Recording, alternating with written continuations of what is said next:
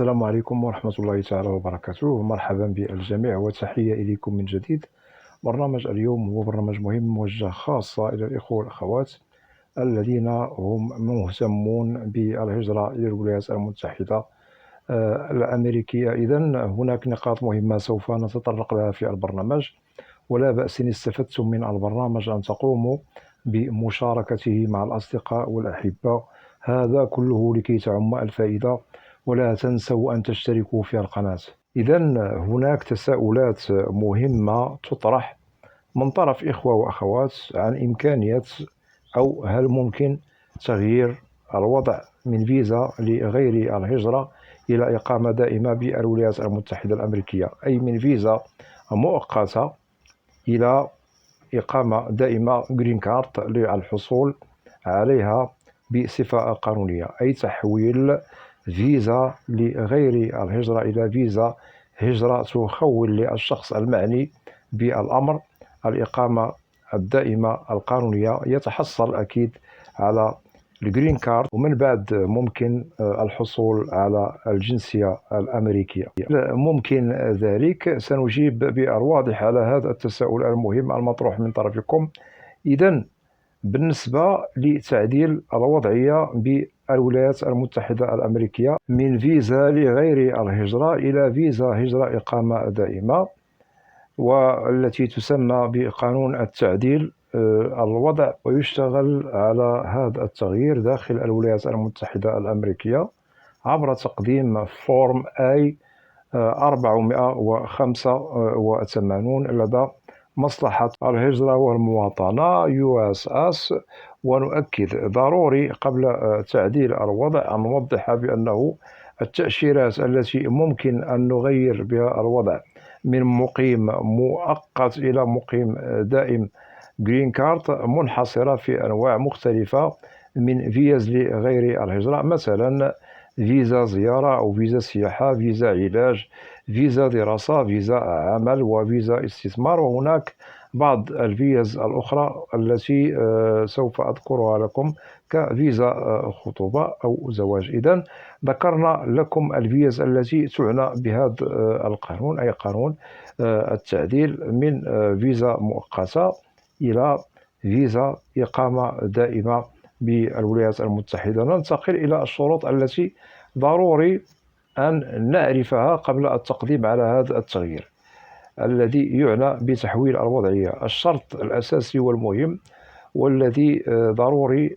أن يتوفر في الشخص الذي يريد التقديم على يعني تغيير الوضع، لازم أن نجد الشخص أكيد قد دخل إلى الولايات المتحدة الأمريكية بفيزا لغير الهجرة، سواء عن طريق فيزا دراسة أو فيزا زيارة، فيزا عمل، استثمار إلى غير ذلك. وجل هذه التأشيرات لا تخول للحاصلين عليها الإقامة الدائمة بالولايات المتحدة الأمريكية. أكيد فيزا زواج في حالة أن شخص دخل إلى الولايات المتحدة الأمريكية عن طريق فيزا سياحة وأراد أكيد أن يشتغل على تسوية الوضعية من فيزا سياحة إلى فيزا زواج، فقانون الهجرة الأمريكي يخول له هذا، ولازم الاشتغال على إجراءات مهمة للتغيير أو تغيير الوضعية.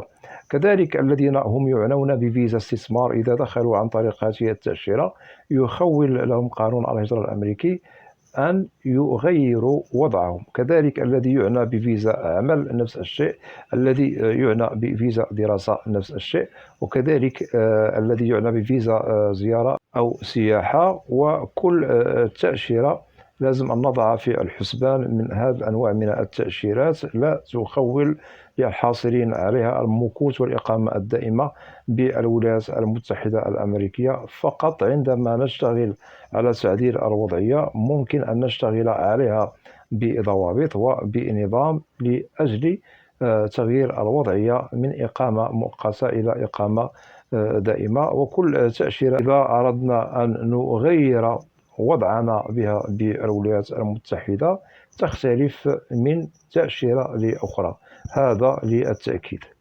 ولازم على الشخص الذي يريد تغيير الوضع بالولايات المتحدة إلى مقيم دائم أن يحترم قانون التقديم المتعلق بطلب تغيير الوضعية إلى إقامة دائمة. هذا كله على كل الأصعدة وعلى كل الأحوال بدون أن يخرق قانون الهجرة الأمريكي الذي هو معمول وساري به داخل الولايات المتحدة على جميع أنواع التأشيرات، سواء تأشيرات لغير الهجرة وكذلك تأشيرات الهجرة التي تخول للحاصلين عليها الإقامة الدائمة بالولايات المتحدة. ننتقل بكم إلى نقطة مهمة. لنجاح هذا الإجراء لتغيير الوضع إلى إقامة دائمة يجب أن نقيم أكثر من 3 أشهر على الأقل، يعني بعد دخولنا إلى الولايات المتحدة. أي يجب أن نتجاوز إقامتنا بتأشيرة لغير الهجرة فوق 3 أشهر أو أكثر إذا أردنا تقديم طلب تغيير الوضع من مؤقت إلى مقيم دائم، أي من فيزا لغير الهجرة إلى فيزا هجرة إقامة دائمة جرين كارد. لأنه في حالة مثلا وفرضا أن الشخص المعني بالأمر إذا أراد تحويل أو تغيير الوضع إلى إقامة دائمة في الأسبوع الأول أو في الشهر الأول من دخوله لأمريكا عن طريق فيزا لغير الهجرة، وأراد البدء في تغيير الوضع في هذه المدة، أكيد هذا تغيير غير مقبول ويعتبر تدليسا وتلاعب لأجل الحصول على الإقامة الدائمة بطرق التلاعب بقانون الإقامة بالولايات المتحدة الأمريكية، لأنه يعتبر خداعا وتلبيسا لبنود قانون الهجرة وتغيير الوضع إلى إقامة دائمة بالولايات المتحدة. وأكيد هذا مرفوض جملة وتفصيلا، ويجب كما ذكرنا انتظار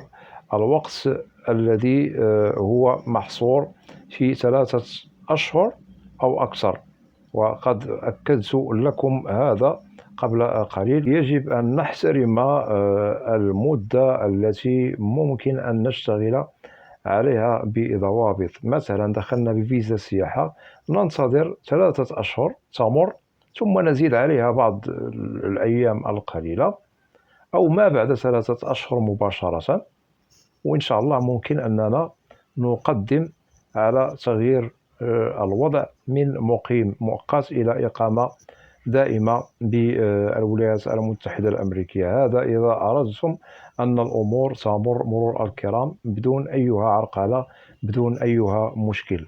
إذا تجاوز مدة البدء في الإجراءات ما بعد 3 أشهر أو أكثر إذا أردتم أن تنجح لكم الأمور وتغيروا الوضع من إقامة مؤقتة إلى إقامة دائمة بالولايات المتحدة، وهذا لضمان نجاح العملية 100%. ونؤكد عليكم أن تشتغلوا على هذا الإجراء القانوني عن طريق محامي هجرة متمكن لكي تتم الإجراءات في أحسن الظروف والأحوال. وأكيد هناك برامج قدمتها سابقا عبر القناة تتعلق بهذا الشأن أو بهذا البرنامج، والذي يعنى بتغيير الوضع من مقيم مؤقت إلى مقيم دائم. ونؤكد على الذين يدخلون عن طريق فيز لغير الهجرة والتي تعتبر مؤقتة،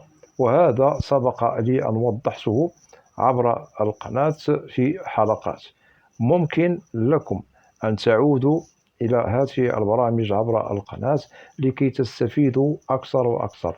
أكيد برنامج اليوم هو كمختصر، أما الحلقات السابقة وضحنا في حلقات متسلسلة عن فيزا سياحة ودراسة وعلاج، كل حلقة على حدة، وهذا أكيد ممكن لكم العودة إليه عبر القناة، وسوف تستفيدوا أكثر وأكثر عن كيفية تغيير الوضع من إقامة مؤقتة إلى إقامة دائمة بالولايات المتحدة للحصول على الجرين كارد، وممكن من بعد أنكم إن شاء الله تتحصلوا على الجنسية الأمريكية. ونؤكد بأن تأشيرات لغير الهجرة لا تخول لكم الإقامة الدائمة بأمريكا، ولازم إذا أردتم أن تشتغلوا على تغيير الوضع من إقامة مؤقتة إلى إقامة دائمة لازم الاشتغال بضوابط. وكذلك لازم أن تضعوا في الحسبان بأن